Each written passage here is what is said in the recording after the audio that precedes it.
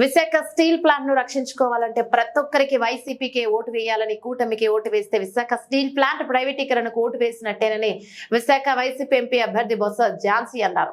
శనివారం Visakha YCP MP కార్యాలయం వద్ద ఏర్పాటు చేసిన మీడియా సమావేశంలో ఆమె మాట్లాడుతూ కూటమి గెలుపు ప్రైవేట్ సంస్థలకు మలుపని, వైసీపీ గెలుపు స్టీల్ ప్లాంట్ పరిరక్షణకు మలుపన్నారు. విశాఖ పరిపాలన రాజధాని అయితే ఉత్తరాంధ్ర అభివృద్ధి చెందుతోందని, ఉద్యోగ ఉపాధి అవకాశాలు రానున్నాయన్నారు. విశాఖలో ఐటీ రంగాన్ని మరింత అభివృద్ధి చేస్తామన్నారు. మాకు పదవులు ముఖ్యం కాదని, ఈ ప్రాంత ప్రయోజనాలే ముఖ్యమన్నారు. దాదాపు ఈరోజు 5 గంటలకు ఎన్నికలు ప్రచారం సమాప్తం అవుతుంది.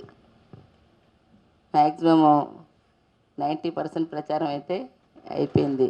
ఎక్కడికి వెళ్ళినా మరి విశేష రీతిలో ప్రజలు రావటం, వారి తాలూకా ఆశీర్వాదం ఇస్తామని చెప్పని రావటం, ఎక్కడున్నా జగన్మోహన్ రెడ్డి గారు వారు చేస్తున్న సంక్షేమ అభివృద్ధి పట్ల ఇంకా కొనసాగించాలి, మేము ఉంటామని వారు భరోసా ఇచ్చే విధంగా ఎక్కడికి వెళ్ళినా వారు రావటం, మరి మీ అందరి ద్వారా ఈ ప్రచారంలో పాల్గొన్న ప్రతి ఒక్కరికి, అలాగే మీ ద్వారా రేపు విలువైన ఓటుని కూడా సరైన వారికి, అందుబాటులో ఉండేవారికి, సమస్యల పట్ల తెలుసుకున్న వారికి ఈరోజు మరి మీ విలువైన ఓటుని డెవలప్మెంట్కి ఇవ్వాలనే ఉద్దేశంతో ఓటుని 1-4 సార్లు మీరు ఎన్నుకునే అభ్యర్థిని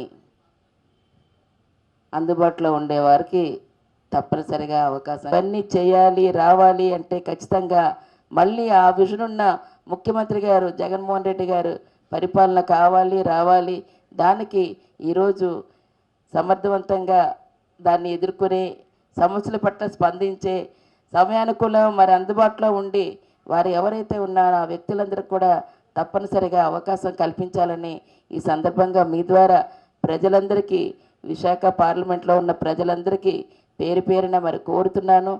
ఒక అవకాశాన్ని ఈవేళ జగన్మోహన్ రెడ్డి గారి నాయకత్వాన్ని మళ్ళీ రాష్ట్ర పరిపాలన వస్తే సంక్షేమ అభివృద్ధి కాకుండా సమగ్రంగా ఈవేళ మరి ప్రపంచ పటంలోని విశాఖపట్నాన్ని, విశిష్టతని, మన తాలూకా సంస్కృతి సాంప్రదాయాలనే కాకుండా